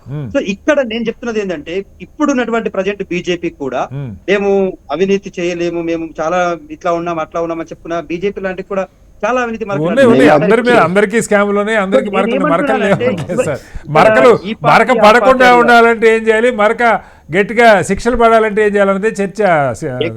నేనేమంటున్నానంటే చైనా లాంటి దేశంలో లేకపోతే ఉత్తర కొరియా లాంటి లేకపోతే ఇంకో కొరియా లాంటి దేశాలలో ఏదైతే ప్రభుత్వంలో భాగస్వామిగా ఉన్నటువంటి మంత్రులు గాని ఎమ్మెల్యేలు గాని అవినీతికి పాల్పడితే ఆ దేశాల్లో ఎలాంటి శిక్షలు ఉన్నాయో ఈ దేశంలో అలాంటి శిక్షలు అమలు అవ్వడానికి పాసిబిలిటీ ఉందా? భారత రాజ్యాంగం వీటిని అమలు చేయడానికి ఆస్కారం ఇచ్చిందా? దొంగ దొరికిపోయిన తర్వాత రెడ్ హ్యాండెడ్ గా అదే దొంగని బయటకు తీసుకురావడానికి అనుకూలమైనటువంటి ఆ యాక్ట్లు గాని చట్టాలు గాని మన రాజ్యాంగం కల్పించినప్పుడు చేస్తా ఉన్నారు, అలా వెళ్తున్నారు, జైల్లోకి ఇలా వస్తా ఉన్నారు కదా. సో ఈ వ్యవస్థకు బ్రేక్ పడాలి కదా, ఏదో ఒక విధంగా ఒక బ్రేక్ పడాలంటే ఎక్కడైతే పాలసీ బ్రేక్ ఇక్కడ హెచ్ఎంటీవీ స్టూడియోలో కూర్చొని నేను వేయలేను సార్. పాలించిన మీరన్నా వేయాలి, పాలిస్తున్న వాళ్ళన్నా వేయాలి. నేను గౌరీశంకర్ గారు మేము బ్రేక్లు వేయలేము, బ్రేక్లు వేయాల్సింది మీరు. And Gauri Shankar sir not the solution for this sir. చట్టం చేయాలంటే పార్లమెంటరీ వ్యవస్థ నుంచి రావాలి, లేదా రాష్ట్రంలో ఉన్నటువంటి అసెంబ్లీ వ్యవస్థ నుంచి రావాలి. సో అసెంబ్లీలో పాలిస్తున్నటువంటి వ్యక్తులకు చిత్తశుద్ధి ఉండాలి కదా. చిత్తశుద్ధి నిరూపించే క్రమంలో ఏ పార్టీకి ఆ పార్టీ తప్పించుకునే ప్రయత్నాలు చేస్తా ఉన్నాయి. సో అట్లాంటి క్రమంలో మనం వాటిని ఎట్లా కంట్రోల్ చేయగలుగుతున్నాం? అధికారులకు వీళ్ళే ఇప్పుడు పార్టీని నడుపుతున్నటువంటి నాయకులే వాళ్ళు చెప్తా ఉన్నారు, వాళ్ళే they are the advisers how to make it అనేటువంటి. సో అట్లాంటప్పుడు మనము ఎట్లా చేస్తాం sir? It is not possible. మళ్ళీ వస్తాను లింగం దగ్గర. ఇక్కడ నా ప్రశ్న ఒకటే సార్, మళ్ళీ నేను మీరు బీఆర్ఎస్ని ఎన్ని మాట్లాడినానండి, రాజకీయంగా ఎంత ఉందో కాళేశ్వరం అవినీతి కాదు. నా ప్రశ్న అనొచ్చు, రాజకీయంగా మీరు ఏనని అనుకోండి. ఇవాళ నా డిబేట్ నేను దానికోసం పెట్టలేదు. నాకు కావాల్సిన పాయింట్, ఉద్యోగులు మీరున్నా వాళ్ళున్నా వీళ్ళున్నా అవినీతి చేస్తూ ఉన్నారు, రాజకీయ నాయకులు కూడా చాలామంది చేస్తున్నారు, అది ఇంకొక రోజు చర్చిద్దాం. ఉద్యోగుల అవినీతి పోవటానికి వ్యవస్థీకృతంగా ఏర్పాట్లు లేవు. ఏసీబీ లిమిటెడ్గా కొన్ని సందర్భాల్లో కొన్ని చోట్ల యాక్ట్ చేస్తుంది. వాళ్ళ దృష్టికి రావాలి, వాళ్ళు వెళ్ళాలి, లేదు ప్రభుత్వం ఏదైనా సమాచారం ఇస్తే పోతారు. ఇది మనందరికీ తెలిసిందే. ఏసీబీ మీరు 60 ఏళ్ళు పాలించారు, 60 ఏళ్ళు కరప్షన్ లేదని చెప్పగలుగుతామా? ఉద్యోగులు ఇవాళ మీ ప్రభుత్వంలో కూడా ఒక ఉద్యోగి దొరికాడు, నేను దానికి మంచిదే కాదు, బట్ అది బిట్స్ అండ్ పీసెస్గా జరగటం కాదు, ఒక సిస్టమేటిక్గా జరగటానికి లోకాయుక్త తెలంగాణ మళ్ళీ అడుగుతున్నా మిమ్మల్ని, లోకాయుక్త ఏంటి అసలు? లోకాయుక్త ఉన్నదా ఈ రాష్ట్రంలో? మీరున్న కర్ణాటకలోని కాంగ్రెస్ ప్రభుత్వం ఉన్న దగ్గర మీ హయాంలోని బ్రహ్మాండమైన లోకాయుక్త చట్టం అక్కడ వచ్చింది, అమలవుతుంది. కొంతమేర కరప్షన్ కంపారిటివ్గా తక్కువ ఉంది. ఎందుకని అలాంటి వ్యవస్థలు లేకుండా మనం అడపా ఒకళ్ళ మీద అర మీద చేస్తే ఉపయోగం ఏంటి? అంటే లోకాయుక్త తెలంగాణలో ఉంది. రీసెంట్గానే తెలంగాణ రాష్ట్ర ప్రభుత్వం ఫార్మర్ జస్టిస్ రాజశేఖర్ రెడ్డి గారిని లోకాయుక్తగా చీఫ్ కమిషనర్గా అపాయింట్ చేసింది. వాళ్ళ లోకాయుక్త లోక్పాల్ కూడా తీసుకొచ్చింది కాంగ్రెస్ పార్టీ. డెఫినెట్ కూడా మా పార్టీకి కానీ తెలంగాణ కాంగ్రెస్ ప్రజాప్రభుత్వానికి ఆ చిత్తశుద్ధి ఉంది కాబట్టికనే ఇవాళ ఈ అవినీతిని అరికట్టాలి. ఇవాళ అవినీతి ప్రతి దగ్గర కూడా ఇవాళ పెనెట్రేటర్ అయిపోయింది. ఇది ముందుకు పోతే ఇవాళ దేశానికే ప్రమాదం. అందుకే ఇవాళ మేము అంత సీరియస్గా పనిచేయబట్టుకనే ఇవాళ ఇట్లాంటి గతంలో కానీ ఇప్పుడు కానీ ఎవరన్నా అధికారులు ఆ విధంగా ఇవాళ అవినీతికి పాల్పడితే ఇవాళ పట్టుకుంటున్నాం. డెఫినెట్ కూడా అలా శిక్షలు కూడా పడతాయి. ఇవాళ బీజేపీ బీఆర్ఎస్ నాయకులు మాట్లాడుతారు 60 ఏళ్లలో 75 ఏళ్లలో ఎక్కువ కాలం మీరే పరిపాలించారు, ఏదో 4-5 పేర్లు కూడా నోటుకొచ్చిన పేర్లు చెప్పారు. బహుశా వాళ్ళకి తెలుసో లేదో ఏ ఒక్కటి కూడా ఇప్పటి వరకు వాళ్ళు చెప్పినటువంటి ప్రూవ్ చేయలేదు. స్కామ్ చెప్పినటువంటి ఇదే బీజేపీ ఇవాళ ఆయన ఎంపీ ఉండు, అదే కోల్ స్కామ్లు ఉన్నటువంటి వ్యక్తి 2G స్కామ్ కోల్ స్కామ్ అన్న వ్యక్తి ఇవాళ కోల్ స్కామ్లు ఉన్నటువంటి నవీన్ జిందాల్ ఏ పార్టీలు ఉండండి, ఏ పార్టీ ఎంపీ అని ఇవాళ అంటే అశోక్ చౌహాన్ ఇవాళ ఏ పార్టీ ఎంపీ అండి? అది తెలియకుంటే వేగ్గా మాట్లాడితే అది బాగుండదు, తెలుసుకొని మాట్లాడ. ఇవాళ చర్చ ఏందండి? మీరు గతంలో 10 ఏళ్ళు పరిపాలించి ఇవాళ ఎక్కడ పడితే ప్రతి డిపార్ట్మెంట్లల్లో ఇవాళ అవినీతి పెరిగిపోయింది. మీరు ఇవాళ ఒక రిటైర్డ్ అధికారుల ఆస్తులే ఇవాళ 1000 కోట్లు ఉంటే మరి ఆనాడు ప్రభుత్వాన్ని 10 ఏళ్ళు పరిపాలించినటువంటి పాలకుల ఆస్తులు ఎన్ని ఉంటాయండి? ఇవాళ మనం ఇమాజిన్ చేయడానికి కూడా వి కాంట్ ఈవెన్ ఇమాజిన్. ఒక 1000 crores ఏందండి? వెడ్డింగ్ డెస్టినేషన్ థాయిలాండ్ అంట. ఒక ఆఫీసర్లు అట్లా చేస్తే ఇవాళ ఆనాడు ప్రజాప్రతినిధులు, అందుకే ఇవన్నీ కూడా ఇవాళ బయటకు వస్తున్నాయి. మనందరం కూడా ఇక్కడ అంతా చదువుకున్న మేధావులుగా ఒక సమాజానికి మనం ఏం మెసేజ్ ఇద్దాం? ఇవాళ మా గత ప్రభుత్వం అవినీతి చేసింది అనేది నిరూపణ అయితే చాలు. కాదు, భవిష్యత్తులో అవినీతి జరగకుండా చూసే ఏర్పాట్లకి మీరు 100% చేస్తున్నాం. అందుకే ఇవాళ మీరు నీకు ఉదాహరణ కూడా చెప్తా. ఇవాళ గతంలో మీరు కూడా ఇక్కడ హైదరాబాద్ చాలా సంవత్సరాల నుంచి చూస్తున్నారు. గతంలో ప్రభుత్వ భూములు, చెరువులు, నాలా కబ్జాల గురైతే ఇవాళ ప్రజాప్రభుత్వం ఒక హైడ్రా లాంటి ఒక పటిష్టమైన వ్యవస్థను తీసుకొచ్చి ఇవాళ ప్రభుత్వ భూములు అన్నింటిని కూడా రక్షిస్తున్నటువంటి దేశంలో ఎక్కడ ఏ ప్రభుత్వం చేయలేదు. ఇవాళ ప్రజాప్రభుత్వం రేవంత్ రెడ్డి గారి ఆధ్వర్యంలో ఇవాళ చూస్తున్నారు. మళ్ళీ రీజన్ పెట్టి ఏ విధంగా ఇవాళ బతుకమ్మ కుంట అని మన అందరం ఒక ఎగ్జాంపుల్ అది. అదే విధంగా ఇవాళ 10 ఏళ్లుగా తెలంగాణలో గతంలో తెలంగాణ డ్రగ్స్ లేదు, ఈ విధంగా లేకుండే. కానీ కేసీఆర్ 10 ఏళ్ల పాలన, కేటీఆర్ మంత్రిగా 10 ఏళ్లలో ఉడతా పంజాబ్ కంటే మించిపోయి కూడా తెలంగాణ డ్రగ్స్ గా మారింది. ఇవాళ దానికి కూడా మేము ఈగిల్ లాంటి ఒక ఎలిట్ పటిష్టమైన వ్యవస్థని, యాంటీ డ్రగ్ కంట్రోల్ వ్యవస్థ. అట్లాగే అవినీతి నిర్మూలనకు కూడా ఏసీబీ ఒకటే కాకుండా బలమైన వ్యవస్థ, లోకాయుక్త, మీరు దాని కమిషనర్ పేరు చెప్పారు. కానీ లోకాయుక్త గురించి పత్రికల్లో నేనైతే గత 10 ఏళ్లుగా ఒక వార్త తెలంగాణలో చూడలేదు. గత 10-12 ఏళ్లుగా, ఇంక్లూడింగ్ మీరు వచ్చారు కటారి గారు, చేస్తున్నట్టు ఎక్కడ లేదు. 10 ఏళ్లుగా వ్యవస్థలు పనిచేయలేదు. మీరు వచ్చిన 2 ఏళ్లలో రాజశేఖర్ రెడ్డి, జస్టిస్ రాజశేఖర్ రెడ్డి అనే ఫార్మర్ వ్యక్తిని లోకాయుక్తగా మేము అపాయింట్ చేసినాం. ఇలా ఫంక్షన్ చేస్తుంది. మా ప్రభుత్వం అంత పటిష్టంగా పనిచేస్తుందే కనుక ఇవాళ అవినీతి అధికారులు తిమింగలాలు, ఇంతకుముందు పెద్దలు చెప్పారు గతంలో చేపలని, ఈ తిమింగలాలు ఇవాళ బయటకు వస్తున్నాయి. ఎవరి ఆధ్వర్యంలో? మరి 10 ఏళ్లలో మీరు కూడా సీనియర్ జర్నలిస్టులు, 10 ఏళ్లలో ఎంతమంది ఈ అవినీతి అధికారులను పట్టుకురు, ఎంతమంది రాజకీయ నాయకులను పట్టుకురు? ఇవాళ ఈ ప్రజాప్రభుత్వం సిన్సియారిటీ ఉందండి మాకు, మా ప్రభుత్వానికి అకౌంటబిలిటీ ఉంది. డెఫినెట్ కూడా రాబోయే రోజులలో హైడ్రా, ఈగిల్ లాంటి వ్యవస్థలకు మించి ఇవాళ ఈ కరప్షన్ మీద ఒక వ్యవస్థ ఏర్పాటు చేస్తున్నాం. దేశంలోనే ఒక ఆదర్శంగా మా ప్రజాప్రభుత్వం. ఆఖరిగా శ్రీనివాస్ గారు, ఇప్పుడు కేంద్రంలో ఓపీఎస్ ఒక వ్యవస్థ, దేశం సరే ఆ పార్టీలు ఎక్కడ కూడా వీటిని ముట్టుకోవడానికి సాహసించో, మీరు ఓల్డ్ పెన్షన్ స్కీమ్ పోయి న్యూ పెన్షన్ స్కీమ్ రావాలనుకున్నారు. దానికోసం మెల్లగా పార్టీలు ఏదో ఎవరో ఒకళ్ళు బూత్ చూపించాను ఆ లైన్లోకి వస్తాయి. ఇవాళ కాదు రేపైనా దేశం అంతా అదే చూస్తాం. అవినీతి మీద కూడా మీరు ఉద్యమం అయితే ఆ రోజు పెద్ద ఎత్తున ఉద్యమం వల్ల లాభపడ్డారు, కానీ లోకాయుక్తని, లోక్పాల్ని బలోపేతం చేస్తున్న పరిస్థితి. కానీ అవినీతి ఇక్కడ ఎట్లయితే ఇప్పుడు నేను బీఆర్ఎస్ అవినీతి గురించి కాంగ్రెస్ మాట్లాడుతుంది, మీరు దేశంలో కాంగ్రెస్ అవినీతి గురించి బీజేపీ మాట్లాడితే భవిష్యత్తులో అవినీతి జరగకుండా, ఇప్పుడు వర్తమానంలో అవినీతి జరగకుండా తీసుకున్న చర్యలు అయితే కనపట్ల. కనీసం ఇప్పుడన్నా సరే లోక్పాలు, లోకాయుక్తని ఒక బలోపేతం చేసే ప్రయత్నాలు ఏమైనా చేస్తారా? Last answer sir. తెలంగాణలో లోకాయుక్త ఉంది, బట్ 2014 to 2019 నెగ్లెక్టెడ్, అది చేయలేదు. ఉమ్మడి రాష్ట్రంలో సుభాష్ రెడ్డి గారు ఉంటే అట్లా కొంత పీరియడ్, ట్రాన్సిషన్ పీరియడ్ కంటిన్యూ అయినట్టుగా ఉంది. But in KCR's period there is no Lokayukta. Lokpal చెప్పండి, మీరు దేశంలో లోక్పాల్ ఉందా? ప్రధానితో సహా విచారణ చేస్తున్నారు సార్, మాజీ ప్రధానితో సహా అని. ఎక్కడ లోక్పాల్ కూడా ఏం చేస్తున్నట్టు కనపడదు. నేనేమంటున్నా, మీరు సరే ఏ రకంగా చేస్తే బాగుంటుందని. ఇప్పుడు ఏసీబీ ఉన్నది, దానికి సిబిఐ ఉన్నది, దానికి ఈడీ ఉన్నది, ఇవన్నీ కరెక్ట్ పనిచేసిన తర్వాత నిజంగా కూడా ఇంత చర్చ లోకాయుక్త గురించి వస్తుందంటే సరిపోవట్లేదు అనే కదా. సో కాబట్టి లోకాయుక్త అనేది నిజంగా స్ట్రాంగ్ గా అపాయింట్ చేస్తే మళ్ళీ ఇక్కడ గవర్నమెంట్ ఇంట్రెస్ట్ లేకుండా ఇమీడియట్ గా అది రెగ్యులర్ గా అపాయింట్ అవుతాయి కనుక జస్ట్ మీరు అనుకున్నది, మీరు కోరుకున్నది కొంత మేరకు సక్సెస్ అవుతాం పొలిటీషియన్స్ మీద. బట్ రెండో విషయం ఏంటంటే ఇక్కడ మీరు బాగా గమనించాల్సింది, ఈ కరప్షన్ చార్జెస్ అనేది మనం ఒక ప్రాజెక్ట్ మీద మనం చర్చ చేస్తేనే ఇంత ఈ అధికారుల మీద ఇన్ని కోట్లు బయటకు వస్తా ఉన్నాయి. సో ఓవరాల్ ఈ రోజు నేను ఒక దాంట్లో వార్త చూసాను, ఒక పంచాయతీరాజ్ ఇంజనీర్ది, అది కూడా ఇట్స్ అబౌట్ ఏది ఆయన ఎక్స్టెన్షన్ తీసుకున్నాడు, ఆయన 50,000 లంచం తీసుకుంటే దొరికాడు. అది ఇప్పుడు గాలి వార్త అయిపోయింది. ఎందుకంటే ఈ వార్తకే గ్రేట్ మనం చూసేవాళ్ళం. అంటే ఎట్లెట్లా వాల్యూ మనీ ఇదైందో, ఈ పిఆర్సీ వేసి మనం జీతాలు ఎట్లా వేస్తున్నామో అవినీతి కూడా పిఆర్సీ లాగా పెరిగిపోతుంది. మరి 1000 కోట్ల ముందు 50,000 వార్త కాదు, 50,000 వార్త కాదు. అందుకని అల్టిమేట్ గా పొలిటీషియన్స్ కూడా చిత్తశుద్ధి ఉంటేనే. ఇప్పుడు కేసీఆర్ దామోదరం సంజీవయ్య కాదు, ఇవాళ పుచ్చలపల్లి సుందరయ్య ఈయన రేవంత్ రెడ్డి గారు కాదు. Right. సో ఆ రకంగా అయితే గనుక కొంత మార్పు వచ్చే అవకాశం ఉంటది. మా సోదరుడు నేను అన్నాను కాబట్టి నన్ను అనే ప్రయత్నం Right, okay, sir. అదాని గాని రఫేల్ గాని ఎక్కడ ప్రూవ్ కాలేదు. ఏ ప్రూవ్ కాలేదు దేశంలో, ఏ ప్రూవ్ కాదు సార్, ఏ ప్రూవ్ కాని వ్యవస్థలు అలా ఉంటాయి. మొత్తంగా దేశంలో రాష్ట్రాల్లో జరుగుతున్న అవినీతి విశ్వవ్యాప్తం అయిపోయింది, ఇన్స్టిట్యూషనలైజ్ అయిపోయిందని అందరూ చెప్తున్నారు. అవినీతి వ్యవస్థీకృతమైంది కానీ అవినీతి నిర్మూలించే బలమైన వ్యవస్థలు వ్యవస్థీకృతంగా రాని మాట వాస్తవం. కేవలం ఏసీబీ, సిబిఐ, ఈడీ ఇవి ప్రభుత్వాలకు అనుకూలంగా పనిచేస్తున్నాయి, ప్రభుత్వాల చేతులు కీలుబొమ్మలు అన్నమాట మనం పదే పదే వింటున్నాం. కొద్ది గొప్ప ఒక అటానమస్ పవర్స్తో స్వయం ప్రతిపత్తితో పనిచేసే వ్యవస్థలు అటు జాతీయ స్థాయిలో లోక్పాలు, లోకాయుక్తల్ని ఆయా రాష్ట్రాల్లో ఉన్న ప్రభుత్వాలు కావాలనే వాటిని పక్కన పెడుతున్నాయి, నిర్వీర్యం చేస్తున్నాయి. వాటి ఉనికి ఉన్న పరిస్థితి కూడా మనకు కనపట్లేదు.